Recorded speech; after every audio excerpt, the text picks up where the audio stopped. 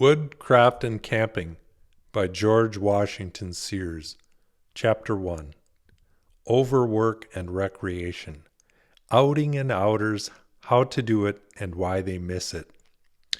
It does not need that Herbert Spencer should cross the ocean to tell us that we are an overworked nation, that our hair turns gray 10 years earlier than the Englishman's, or that we have had somewhat too much of the gospel of work, and it is time to preach the gospel of relaxation. It is all true, but we work harder, accomplish more in a given time, and last quite as long as slower races. As to the gray hair, perhaps gray hair is better than none, and it is a fact that the average Briton becomes bald as early as the American turns gray.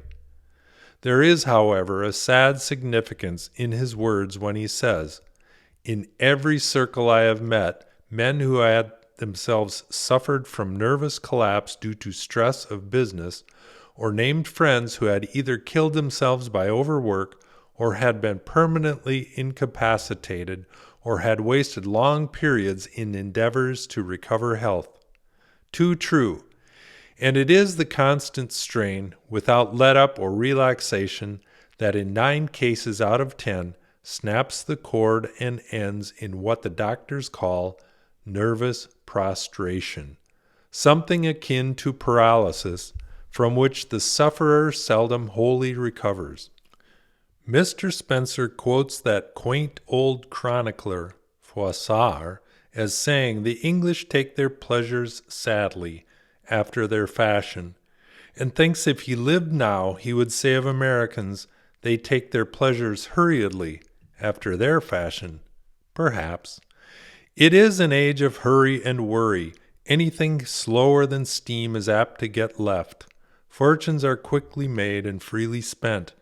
Nearly all busy, hard-worked Americans have an intuitive sense of the need that exists for at least one period of rest and relaxation during each year, and all, or nearly all, are willing to pay liberally, too liberally in fact, for anything that conduces to rest, recreation, and sport.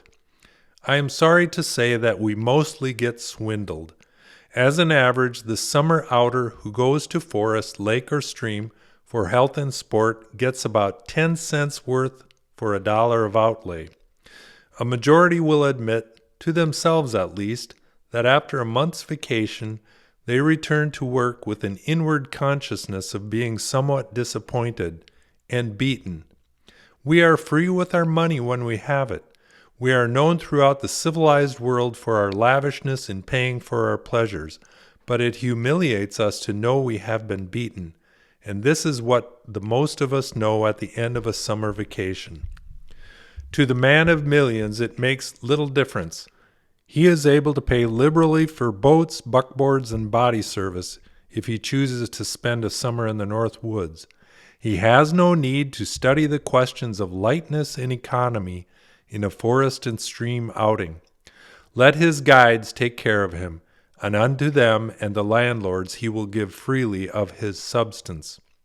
I do not write for him, and can do him little good, but there are hundreds of thousands of practical, useful men, many of them far from being rich, mechanics, artists, writers, merchants, clerks, businessmen, workers, so to speak, who sorely need and well deserve a season of rest and relaxation at least once a year.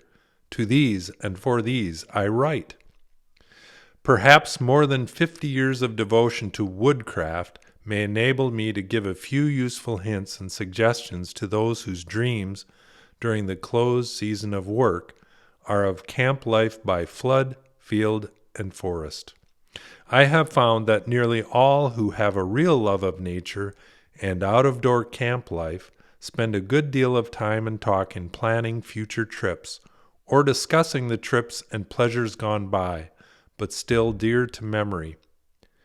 When the mountain streams are frozen and the norland winds are out, when the winter winds are drifting the bitter sleet and snow, when winter rains are making out-of-door life unendurable, when season, weather, and law combine to make it close time for beast, bird, and man, it is well that a few congenial spirits should, at some favorite trysting place, gather around the glowing stove and exchange yarns, opinions, and experiences.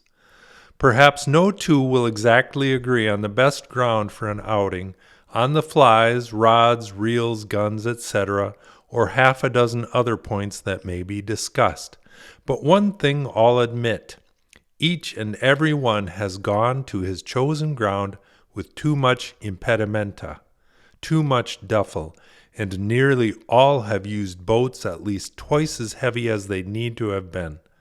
The temptation to buy this or that bit of indispensable camp kit has been too strong, and we have gone to the blessed woods, handicapped with a load fit for a pack mule.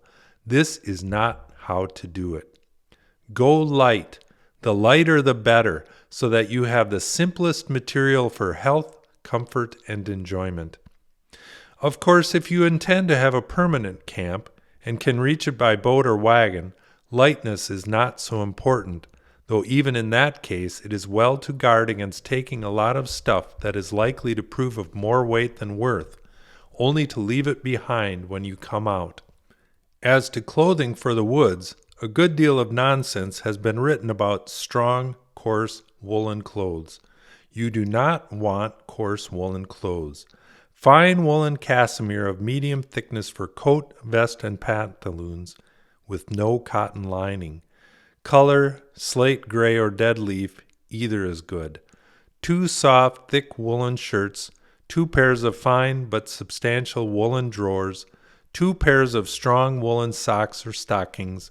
These are what you need, and all you need in the way of clothing for the woods, excepting hat and boots or gaiters. Boots are best, providing you do not let yourself be inveigled into wearing a pair of long-legged heavy boots with thick soles, as has been often advised by writers who knew no better. Heavy, long-legged boots are a weary, tiresome encumbrance on a hard tramp through rough woods. Even moccasins are better.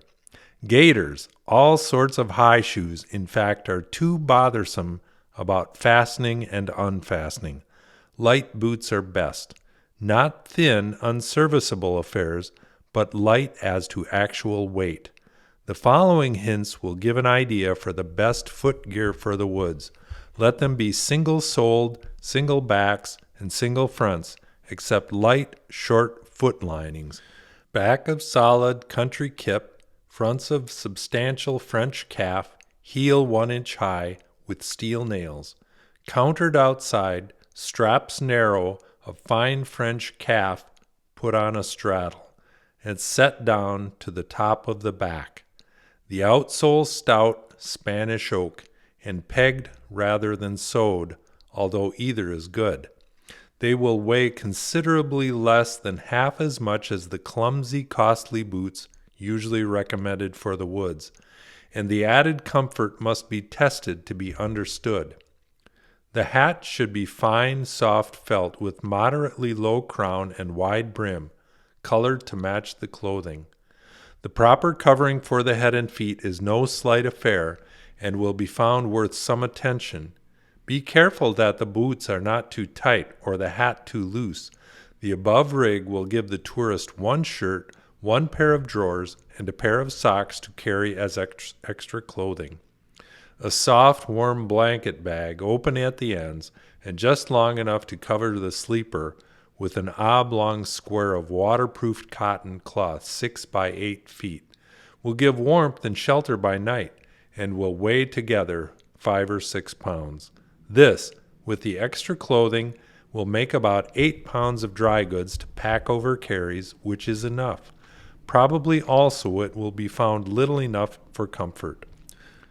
During a canoe cruise across the northern wilderness in the late summer, I met many parties at different points in the woods, and the amount of unnecessary duffel with which they encumbered themselves was simply appalling. Why, a shrewd businessman who goes through with a guide and makes a forest hotel his camping ground nearly every night should handicap himself with a 5-pack basket full of gray woolen and gum blankets, extra clothing, pots, pans, and kettles, with a 9-pound 10-bore and 2 rods. Yes, and an extra pair of heavy boots hanging astride of the gun. Well, it is one of the things I shall never understand.